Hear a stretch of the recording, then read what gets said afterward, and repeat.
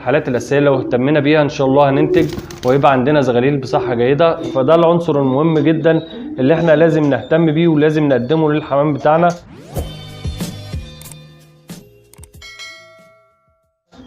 بسم الله الرحمن الرحيم. السلام عليكم ورحمه الله وبركاته. ازيكم يا جماعه؟ عاملين ايه؟ يا رب دايما تكونوا بخير. ان شاء الله في الفيديو بتاعنا النهارده هنتكلم على حالات نقص البيض، قله الانتاج، صغر حجم البيض اللي هي البيضه الصغيره والبيضه الكبيره، عدم نمو الزغاليل، كساح الزغاليل، وحالات الافتراس. وده غالبا يا جماعه ما بيكون سببه نقص التمليح عند الحمام. فعشان كده ان شاء الله هنتكلم على اهميه ملح الطعام بالنسبه للحمام، اللي هو من اهم العناصر الغذائيه للحمام بتاعنا. عدم وجود الملح يا جماعه ده طبعا بيسبب حالات اضطراب عند الحمام بتاعنا، وده غالبا ما بيخلي الحمام بيروح ينقر في جدران الحيطه عندنا زي ما كتير مننا جدا بيشوف كده. فده طبعا بيبقى نقص التمليح عند الحمام. وغير كده يا جماعه طبعا الملح بيحتوي برضو على الاملاح المعدنيه اللي هي بيفتقدها الحمام بتاعنا. فمهم جدا ان احنا لازم نقدم الملح باستمرار على الكلفه بتاعتنا بالنسبه للحمام.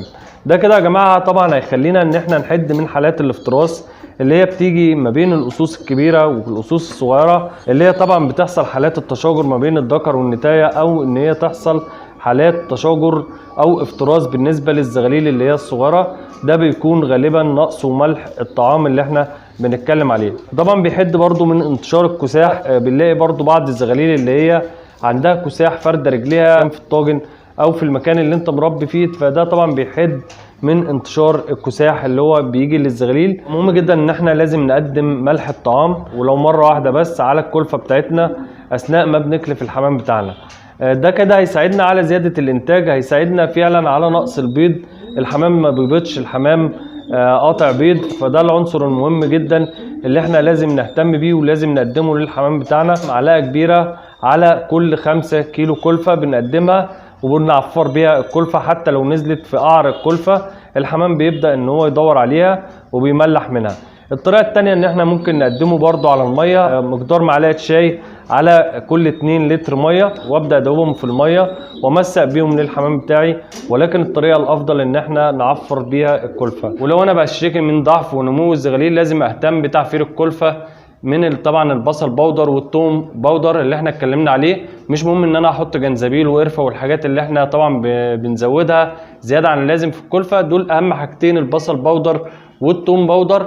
دول كفيلين جدا ان هم يمنعوا الامراض اللي او يحدوا من انتشار الامراض اللي هي اهمها طبعا الامراض البكتيريه اللي هي بتبقى متلخصه في الكنكر اللي هو ممكن يتنقل للزغاليل، اللي هي بتساعد على عدم نمو الزغاليل او ضعف الزغاليل. ويبقى هو ده السبب الاساسي في ضعف الزغاليل، ان بيتنقل لهم كنكر من الاهالي نتيجه التاكيل او الكلفه اللي هي غير صحيحه، الكلفه اللي هي غير نظيفه. فعشان كده ان انا بعفرها بالبصل بودر والثوم بودر. الحاجات دي مهمه جدا بتساعد طبعا على نمو الزغاليل وضعف الزغاليل اللي احنا بنشتكي منه.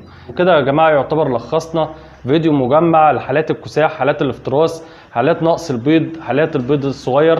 ودي تعتبر فعلا من الحالات الاساسيه لو اهتمينا بيها ان شاء الله هننتج ويبقى عندنا زغاليل بصحه جيده وما يبقاش في عندنا حالات الافتراس اللي احنا اتكلمنا عليها في الفيديو، ونقص البيض والبيضه الصغيره والبيضه الكبيره. دي كده يا جماعه بتكون نهايه حلقتي معاكم. يا رب كده اكون قدرت اقدم ماده مفيده لحضراتكم. ما تنسوناش بقى في نهايه الفيديو باللايك والشير والاشتراك في القناه، ويا ريت تفعل زر الجرس لتصلك كل فيديوهاتي. والسلام عليكم ورحمه الله وبركاته.